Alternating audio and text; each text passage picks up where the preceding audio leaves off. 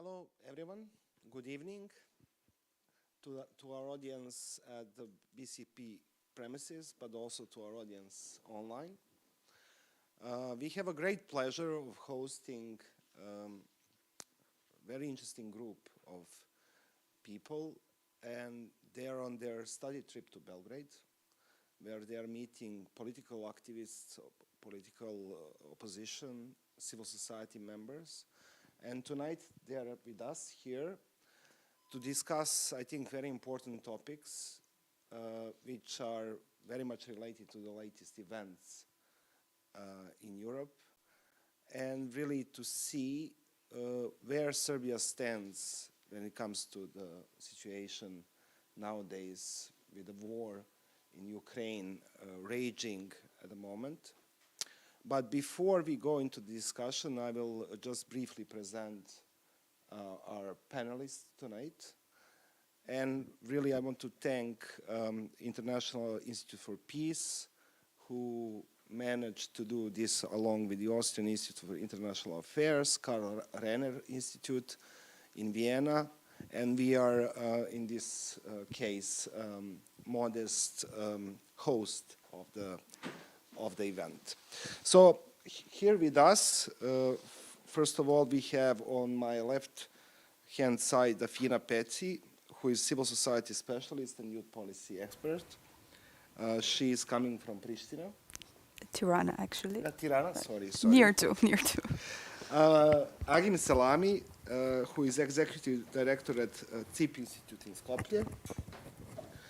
Laura CRNIČ, student at the Faculty of Political Science in Zagreb, and VUK VELEBIT, independent political analyst.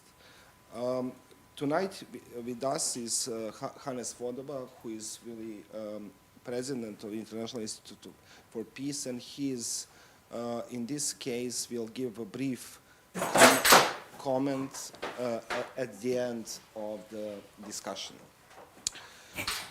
Just few words of introduction. At the moment, as you all know, and I think the whole discussion will be very much interesting because we can hear, in a way, views from the relatively young people and also from different capitals of the Balkans.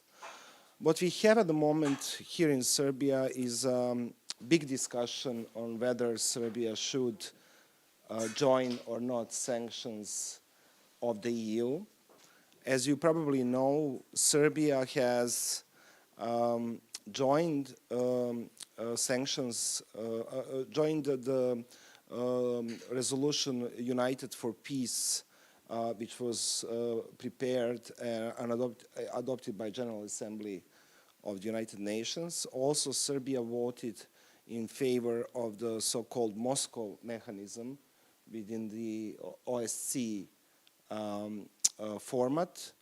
But still, what we don't know is really whether Serbia will join the EU sanctions and remains, apart from Belarus, the only European country which hasn't joined the sanctions against Russia. In this regard, I would like to discuss with you not only Serbia's position, but also what it means really to the wider region, what it means for the EU integration of the region, and whether this position of Serbia is really affecting other countries in this regard. And maybe just as an introduction, you can say a few words on this topic, and then we will move along. If I may ask you, Dafina, to start. First, yes. Thank you very much for the introduction and mostly introducing what is going on nowadays, and also the importance of younger generation opinion and younger generation contribution to these developments. I would say that firstly, what this conflict is teaching the younger generations is the absolute possibility to face those kinds of histories that we used to read and to listen, and not to live. And secondly, it came when we, let's say, go more in depth of regional cooperation and the younger generation's role into peacemaking and peace building and reconciliation, it came to a moment where we have been, let's say, kindly investing for 5 or 6 years to get to know each other better in the region. Why I'm saying this? For civil society organizations, for younger generation, it was not a normal mood or a normal, let's say, way of working, being active, the regional context. It was very much invested into that, especially during 5 or 6 years, through regional schemes, through mobility schemes, through learning more upon, let's say, our shared history, our common history, but also giving a chance to understand what brings us together. And what brings young people together is the vision and the prosperity of the future. So no matter if the youngsters are living in Ukraine or in Russia or in Western Balkans, it looks like as a generation we are facing certain issues which do belong to us as a target group, as an age. And it comes with employability policies, it comes with social security, it comes with the necessity to feel free and to feel involved in the policy cycle. It comes with the ambitious to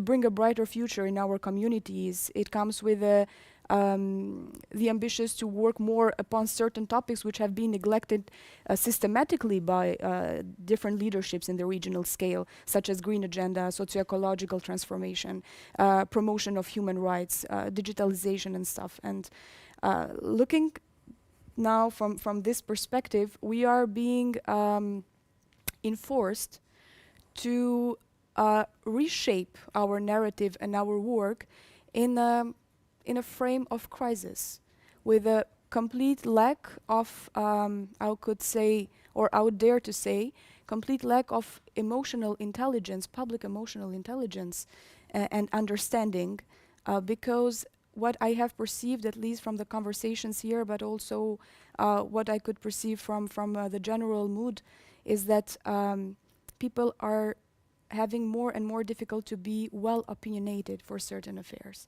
When it comes to judging the situations in the frame of crisis, we are being pushed to judge black and white. And maybe even in case of our specific topic, where let's say Serbia, as a government, as a state, as a society, have to be positioned, I think that we should not limit ourselves in analysis and also put it to choose between black and white, this or that. But what is important is to reflect upon how much Serbian civil society, Serbian youth are being heard and projected in the way how the system is functioning, and also how government is responding towards international policy. Thank you, Dafina. Great opening. We will come back to you later. Now I want to give a word to AGIM. And same topic, same question. Yes, I'll try to be a bit shorter than Dafina. It's a pleasure to be here.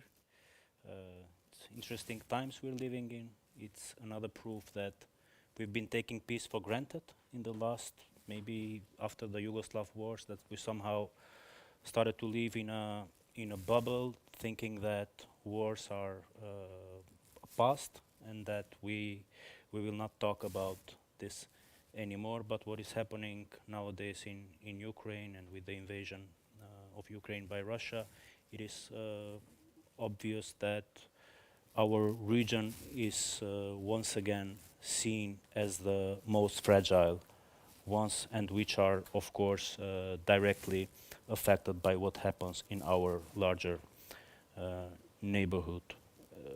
Here, of course, the main focus is what role the EU is going to play with towards our region. I hope we personally, as Western Balkans region, can draw some lessons on what it means to be under threat when it comes to security, and on the other side, that EU can actually make a more serious commitment towards keeping the region motivated to seek full-fledged membership, because personally, but also this is the opinion of people, young people living in the Western Balkans, that right now there is no sound alternative to the European Union.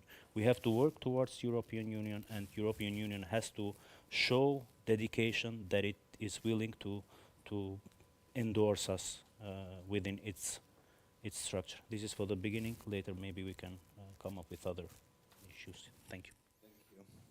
Thank you. I can't help myself but to ask Laura, in a very bizarre turn of the events, somehow Croatia has been in the focus last week. Yes, and I think it tells a lot how, really, first of all, that Ukrainian is not that far, and secondly, how really we can get involved in all this very quickly and pretty rapidly. But maybe your take on this too. Yes, exactly. I mean, everything in the region can change quickly, and that's why it's crucial to, from all sides, to work on stability and ensuring that peace needs to prevail of other possibilities. I mean, I would build on what was already said, but I believe that also the position of European Union itself and their internal affairs need to be taken into account when it's you're talking about what's happening in the region, because it's also potentially, if we're talking about enlargement, will be internal question of European Union, but also right now it's an external and about security and stability, and everything will affect everyone else in the European Union. And when it comes to, for example, Croatia, of course it's crucial that the Western Balkans is stable, because with everything that happened in the past, it's easy to drag Croatia again into the conflict, even though it's a member of European Union. For example, I don't believe that it would be a guarantee of peace and stability, because emotions would be too heightened to control. And so, yeah, it is important to see the bigger picture and to work on stability from all sides, and not to let this situation with Ukraine, of course it's affecting, but try to distance and not them to become and raise questions from the past in the region. But if I may ask another one, what do you think has changed since the beginning of the war in terms of the EU, the Balkans? I mean, the EU now sees that they cannot postpone the question about enlargement and the question of Western Balkans. I mean, they've been neglecting maybe that question. They didn't see the importance of Western Balkans and what's happening in the region. But now, with everything that's happening, they cannot close their eyes and say, "Oh, we'll deal with it later." They need to act now. So this is the main thing that's changed with war, because there is no postponing the problem. Thanks. Now we have VUK, who is actually coming from Belgrade, and since he is also host in a way here, I would ask him specifically questions about Serbia. And what strikes me the most really is that the fact that the news that broke out about pro-Russian rallies in Serbia, which happened twice in the last 2 weeks, were really, in a way, going out on the international scene and showing the picture of, in this case, Belgrade and Serbia, which is probably a bit one-sided.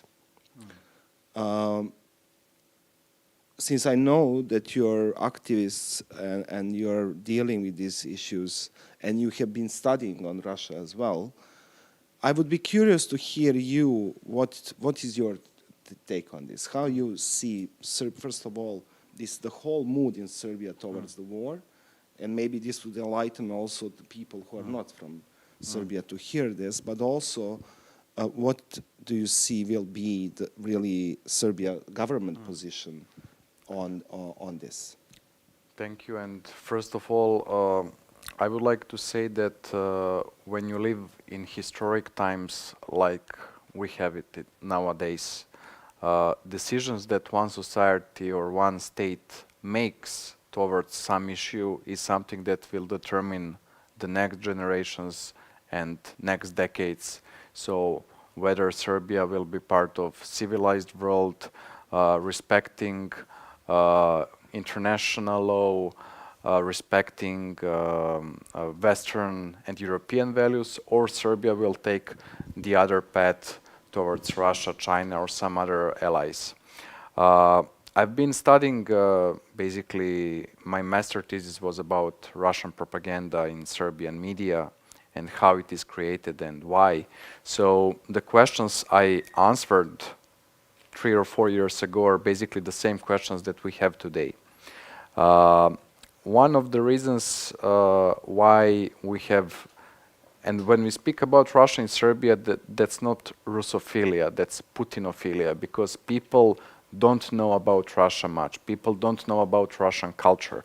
They don't know how Russians live in Russia, what is the actual regime there, how many people are getting arrested every day. People only like to see Putin's face and always weapons, and people see basically Russia as a Serbian ally when it comes to Kosovo issue. And the other very important thing is that why we see the lack of emotions, basically the lack of empathy from the citizens of Serbia when they support Russian invasion of Ukraine is because their frustration because of the NATO bombing in 1999 is bigger than the empathy they could feel. That's my opinion. Secondly, we have seen those like protests like for support of Russia in Belgrade 2 times. There have also been like a Ukrainian gathering, but in international media you could not you could see only one side, only like in Belgrade pictures with the Russian flag. I don't know how to explain that and not to be rude, because that is not fair, and that is the way how West tries to put pressure on Serbia and to create a picture that Serbians are barbarians and that we only support invasion, that there is no other side. That is not the real story. The real story is that you have two sides, and you have a lot of people who support Ukraine, but you also have a lot of people who support Putin in this case. And that is one of the reasons also why the government, why the Serbian government and President Vucic is still trying to balance and not to make like not to put sanctions or to even, he said that Serbia won't put sanctions on, but I expect that after elections, either this or the new government, if the change happens, will have to impose sanctions on Russia, because I think that this period before elections is basically the grace period that Western partners gave to Serbian government. But the main thing is that the Serbian government, basically Serbian Progressive Party, is very scared what would happen if they impose sanctions now, because their voters are the voters who support Russian invasion. So I would say more voters of SNS are those who support than voters of opposition. So that is one thing, and we again see that the government basically is trying in a way to keep that support from the voters. So I think that is the main reason why we still see this kind of balancing between Russia and the West. So you don't think that basically Serbia's government position is related to the Kosovo issues, but to the fact that actually very many voters of Serbian Progressive Party and their election campaign are very much in favor of Russia? I would say that as for them, like the governing is the most important thing to stay in power. So I think that they would rather put staying in power than that they care about Kosovo issue, because they know that at some point Kosovo issue will be solved either on this or on that way.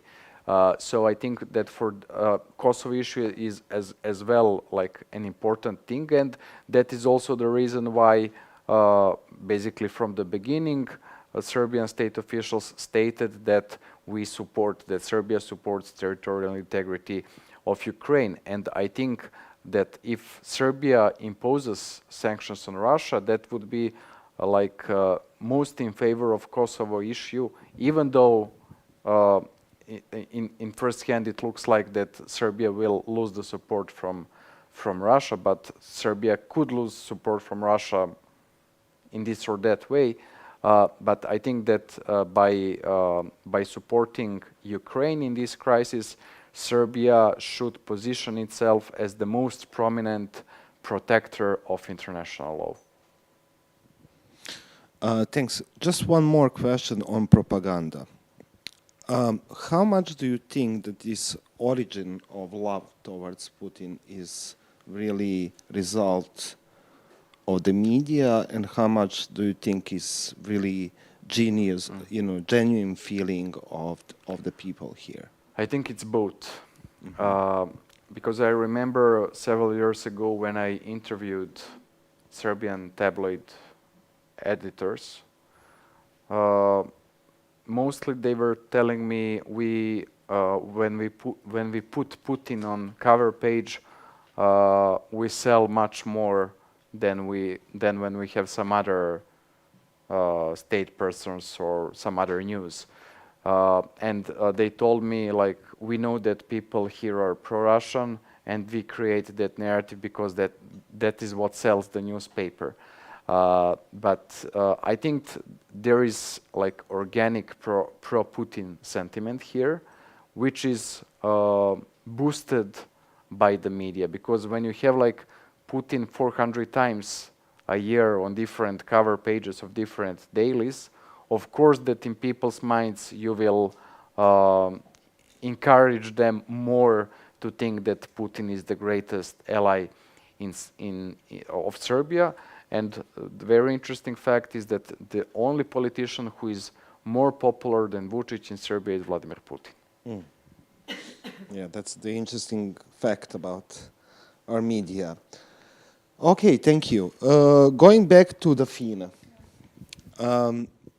What do you think? I mean, when you have this, we have had so many regional initiatives in the last, let's say, 15 years, which were boosted by the EU because they wanted to have really cooperation here, not only cooperation on the economic issues, but cooperation with regard to the youth. We have now RICO office, which is sitting in Tirana. Then we have many various forums, such as Berlin process. And when you see, for example, this position of Serbia, and having in mind that, for example, Albania and North Macedonia are part of the so-called Open Balkans initiative, what do you think about that? A very good question. But I think that my personal thoughts are not that relevant, but I will try to describe a clearer picture, at least for what I have perceived from my professional engagement, since, for example, RICO context, I know it quite well. I think that Western Balkan countries are quite capable to get along well when they are put in a clear frame of cooperation. When RICO started in the beginning as one of the most, let's say, touchable results of Berlin process, for many actors active in the civil society, it was, let's say, an mission impossible. But it became very possible, actually, and it enabled a lot of concrete projects and implementation of mobility scheme among young people that I'm pretty sure that it has contributed to this human-to-human connectivity, which I personally perceive as a very important component in all the regional connectivity dynamics. Of course, when we are in certain momentums in our inner policy or inner dynamics, some of these affairs are being used to disinform, to manipulate, to make things much brighter than they really are. But on the other hand, I cannot dismiss the investment and the good work that these, let's say, contracting parties have been doing in order to push forward the connectivity agenda. What I can say is that these kind of models, these kind of cooperation frames are being put into question in times of crisis. And the exact time of crisis that we are facing now is a TikTok. It's an alarm, because we cannot go any more further with this constructive ambiguity. You can't do it because you have to take a clear position. When you see the connectivity agenda and the concrete results, we cannot stay here and not mention the connectivity agenda in terms of transport and energy, the corridors which will enable transport and energy, the necessity to secure this kind of cooperation. And it's impossible to be into the Western Balkans mood, frame, project, I can call it project, and be also be and not be in the same time.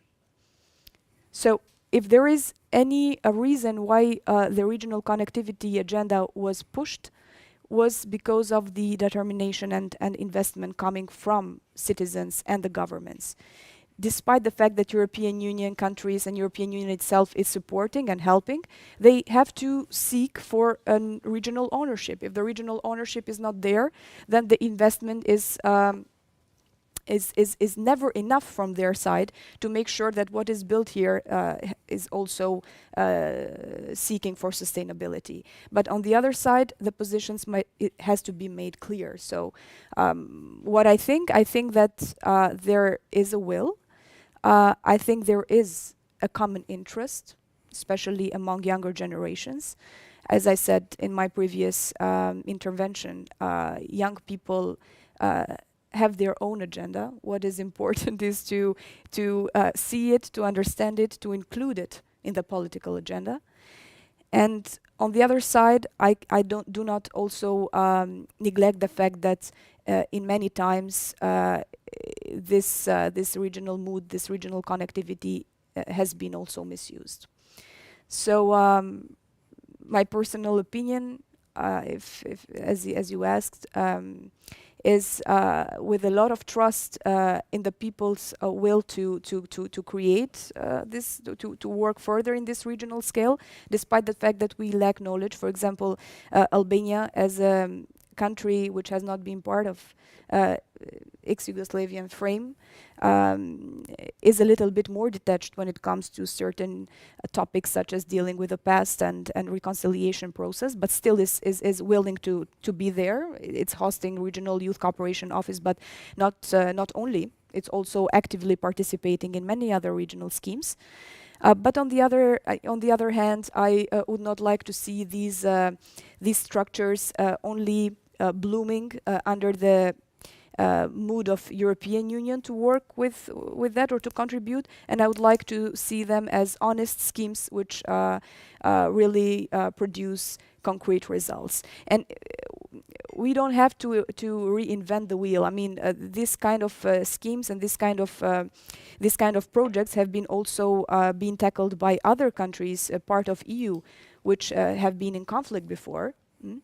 And what they found out as an important aspect to be taken into consideration is to put a question mark upon the methodologies and the way how institutions and people do deal with certain processes. Because sometimes if you don't use the right mechanisms, if you do not inform in the right manner, if people are not following concretely and are being disinformed or let's say abused, then these can produce contra results.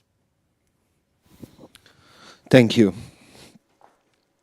Agim, going to North Macedonia, I always thought that, for example, how North Macedonia dealt with the issue of the name with Greece Yes. was a, in a way, good example how, although it's not identical as, for example, the issue between Serbia and Kosovo, but it's a good way how two countries which belong to the Balkans managed to solve the issue which lasted 27 years. It practically blocked totally Macedonian path towards the NATO, towards the EU. And now when you got over that, we have your eastern neighbor, EU member states, are telling you in a more polite way, but something basically which was Putin telling Ukrainians that they're not real Ukrainians, that they're Russians. And we see that narrative coming, existing also in this region.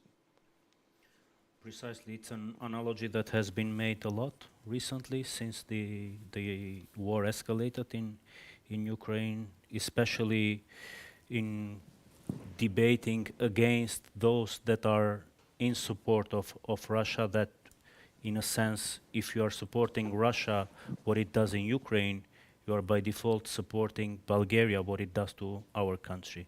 This is the main argument that is being labeled a lot on social media. Going back to the Prespa agreement, yes, back at that time it was labeled as a marvelous example of how two countries can actually resolve a long-standing issues. But from this point of view, from this time distance, if you ask me personally, did it pay off? I would unfortunately say no. Why? Because we changed the name. Zaev and his closest allies, they lost the elections because of all these compromises that were done, and still we are not able to start the negotiation talks because now we have a new blockage. And then, in a joking way, people have started to say that what if we resolve the issue with Bulgaria and then Serbia starts to contest something from our identity or from our religious institutions, church and so on, or whatever Albania, if it advances in front of us in its EU integration, uses some of the features of our country to contest our road to EU membership.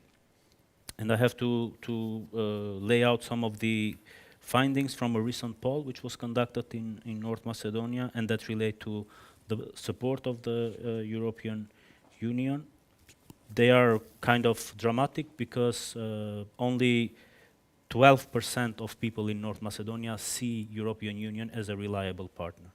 And 45% of ethnic Macedonians, excluding Albanians and other ethnic groups living in Macedonia, like 45% of them are in favor of a Euro-Asian Union which would be led by Russia. So from a country which was purely pro-Western oriented and pro-EU oriented, now we have ended up in a country which has started to seek alternatives to the European Union. And I blame mainly the EU for not being able to impose on Bulgaria not to block a country's determination, orientation towards European Union. So yes, EU is to be blamed. Of course, we are not perfect. Of course, we need to proceed with the reforms and It's not that we are excelling in our efforts to reform the judiciary, to fight against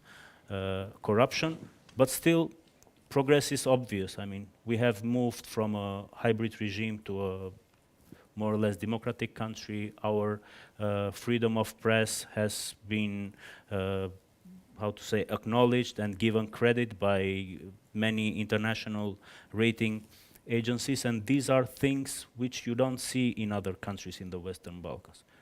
While there is backsliding in Albania in terms of media freedoms, and in Serbia, in North Macedonia, this is quite the opposite. Also in the fight against corruption, also in the freedom of speech and freedom of association. So we wish that we could have been, how to say, awarded for all these efforts that have been done. But as we see now, we are in a deadlock situation, and we are in front of a decision to make another round of painful compromises for which above 70% of the people in North Macedonia are not in favor of. So they say, if this is the price for us to gain accession talks, to admit that our country does not have history, our language in North Macedonia is somehow a derivative of the Bulgarian language, we'd better not go further into this and just leave the issue of EU membership pending for some more time until some new circumstances or some new mindset in Bulgarian politics would pop up. Yeah, and in that sense, and knowing really situation in Macedonia, I think that it is not exactly the same, but there was a drive of Ukrainians since probably Maidan. And there was a flying promise that after they after the changes in their government, there was a flying promise that eventually they will become member of the NATO and member of the EU. And nowadays we see that this is not only problem on the side of the EU, but also on the side of Russia. And when I think about that, usually when there is a promise, and also that promise was given to the Balkans in 2003 in Thessaloniki summit. Yes. When there was a promise that all the countries will join the EU. And when the promises failed, usually something worse comes into play. Belgrade Centre for Security Policy did research which is called Balkan Defense Monitor, and we were observing military spending in the region, but also the military cooperation, foreign missions, and other things. And we just yesterday we published this, and it was striking to see how when it comes to arms race in the region, there is an arms race between Croatia and Serbia. And every time Croatia buys planes or any kind of military equipment, there is a lot of newspapers articles here in Serbia on that, and vice versa. And Laura, when you look how we look over fences to one another, do you think that possible good examples of Croatia and Serbia cooperation would affect the region more than, for example, this deal between North Macedonia and Greece? Because I always thought this will be striking. It will have striking effects on the region, but it didn't. It was overshadowed. But what about Serbia and Croatia? I mean that every good example should be good example for and good case for others. But when it comes to Serbia and Croatia, maybe for this part of the Western Balkans, so Serbia-Kosovo situation, and what's happening in Bosnia and Herzegovina, maybe it would be better example, if the situation and friendship, as, let's say, prevails. People will say, okay, we can work through these times of crisis and political anxiety.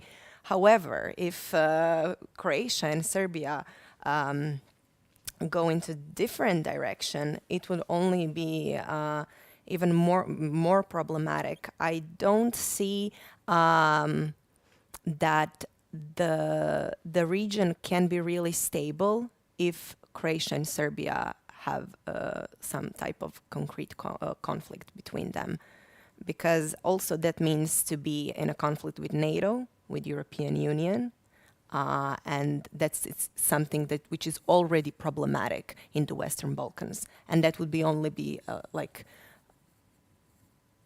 proof of how these bad feelings towards the West and NATO and European Union are, and that wouldn't be good. So yes, it's important that the relations between Croatia and Serbia are stable, are friendly, and that's something that could give stability to the region. Which are not nowadays. I mean, no, but if the relations between them go in some friendly direction, I mean, I don't believe that situation would be stay the same, status quo. No, it would be even worse. Thanks. Vuce, we have elections in Serbia on 3rd of April. And this time around, the opposition will participate in these elections. We have a number of political groups from the left to the right. And from your really thoughts and analysis, do you think that something is going to change in Serbia? I think that first of all, it's a good thing that in these elections we have all parties participating, even though election conditions haven't changed at all. And that is something I was warning 2 years ago when part of opposition boycotted the elections. I didn't think that was a good decision in that times, because we have lost 2 years. Citizens of Serbia lost 2 years. Even though there were some European Parliament got engaged, more attention from international community, but European Parliament basically didn't do anything valuable here when it comes to inter-party dialogue.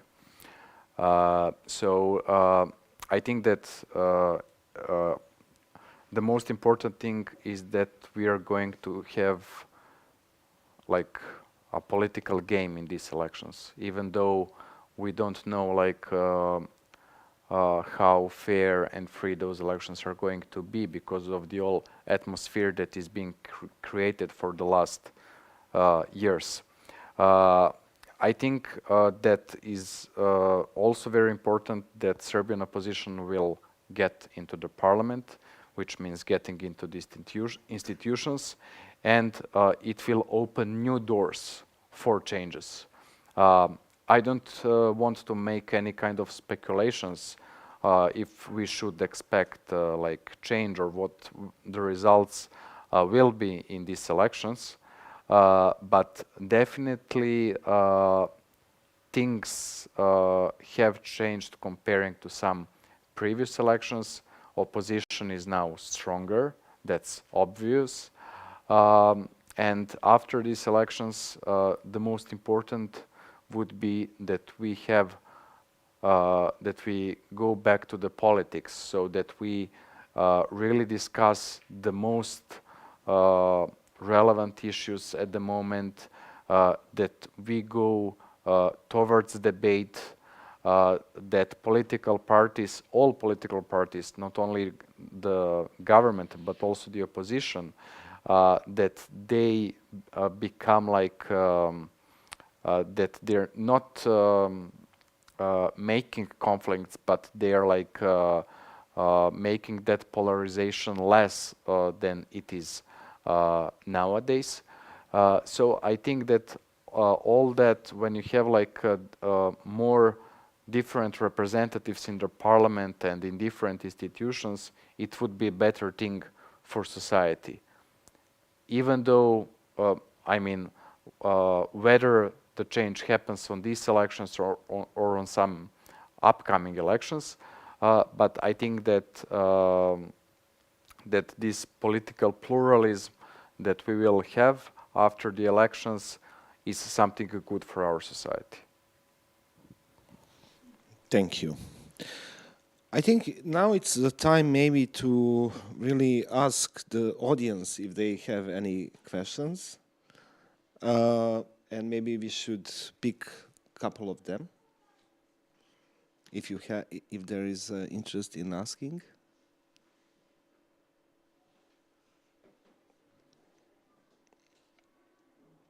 If not, maybe I can give a word to Hannes, who would be having concluding remarks on hearing our colleagues here on this particular topic.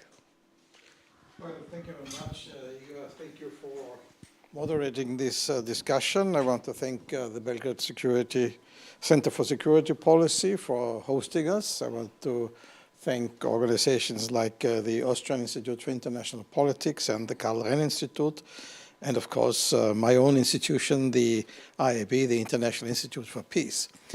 I think listening to the discussion, I thought we should come away, as DAFINA said, from this constructive or deconstructive ambivalence we very often have in politics. That concerns Serbia or the other countries, but of course it concerns also the European Union.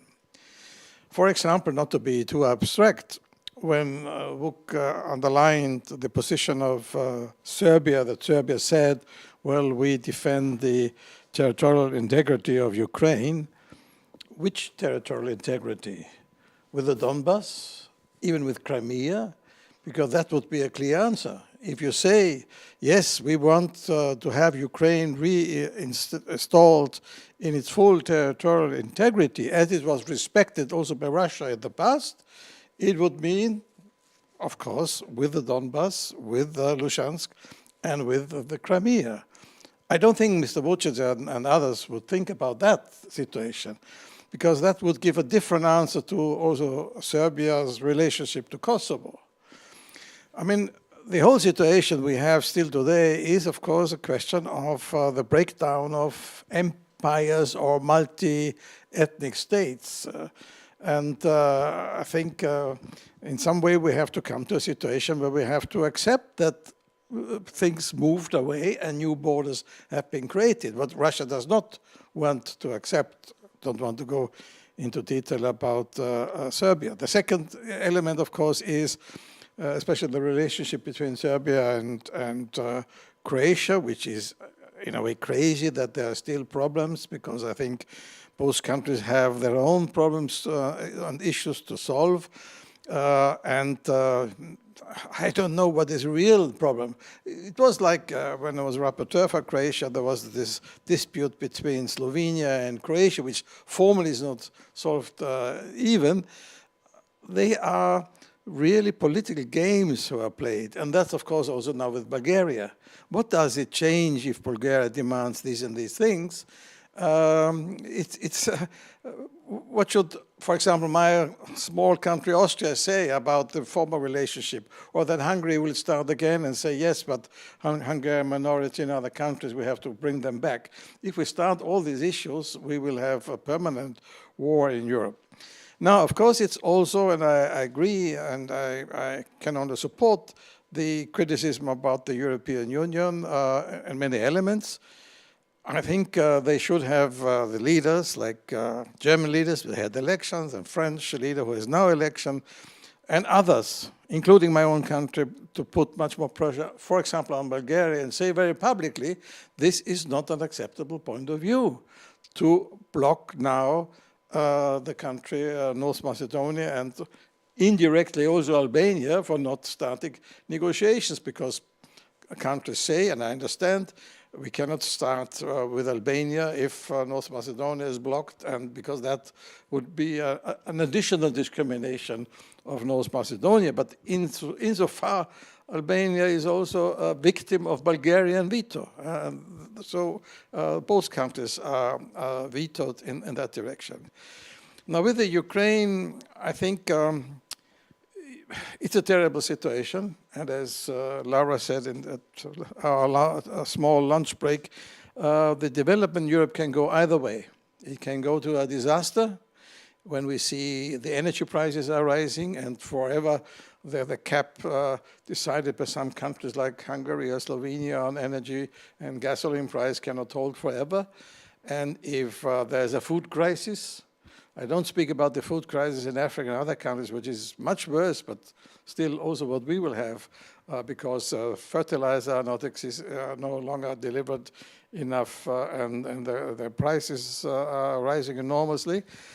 And even if not only the prices rise for energy, but if there are scarcity and there will be a rationing of energy in some of our countries, it will be a disaster, and then the population will perhaps protest against everything which is done because they just want to go back to the status ante. So the alternative is, and I think the European Union has to quickly decide it, because in that take the momentum, that we will have a stronger position of European Union internally, but also on the enlargement field. And I think it would have been very unwise if, you know, Ukraine, even with all the crisis and the terrible attack of Russia on Ukraine, would have been granted some sort of a quick way into the European Union, or a recognition of candidate status, even when other countries are still waiting for years and years. Because they have not been attacked, they have to wait. So this cannot be the solution, but maybe we have to think about, and we discussed it also here in Serbia, about new kind of bringing the countries of the region, but and finally also Ukraine, Moldova, and Georgia closer to the European Union without immediate direct membership, but a step-by-step process, a stage process, a phasing into the European Union. So new ideas are requested. I feel, and knowing the European Union for many decades, that the European Union is not able enough for the moment to be creative and think about new ways. So having the political necessity to be more engaged, and I was happy about the visit of the German foreign minister here, because there were some clear words, even before the election, so that we need more engagement of the European Union as a whole, and in this region, and to ask also the leaders here what they want. Do you want to join China? Do you want to join Russia, or do you want to join European Union? This does not mean that you shouldn't have good relationship with other countries, but then use these good relationships not only for your own public benefit, but maybe to build some bridges. That could be tolerated. So at the end, yes, I think it was good to hear the younger voices of the region, because it's their future. So hopefully they will not get old before being a member of European Union. But anyway, it's some sort of about decision which direction a society should go. Because it's not by chance that Russia was attacking Ukraine when at the same time, or for some years already, Putin more and more destroyed democracy, the small elements of democracy. There wasn't so much democracy when the Soviet Union ended. I am not fantasizing about Yeltsin time to be the heydays of democracy. No, they were not, but there were at least some elements of it. More and more they have been destroyed. And this internal destruction of democracy very often, especially with big powers, goes hand in hand with external aggression.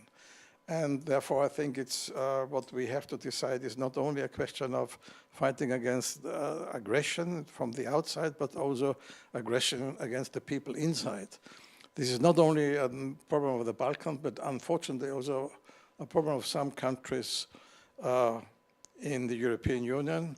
And one of the countries is very close to Serbia and has a very good relationship with some political leaders. And I think we have to have that fight, common fight against destruction of democracy, against corruption, against the captured state, which has different levels. And therefore, I think what we fight for in the Balkans is the same what we have to fight in the European Union. Thank you. Thank you for concluding remarks. I want to thank you all for participating in this discussion. Also, thank you all for watching us online. This panel is closed.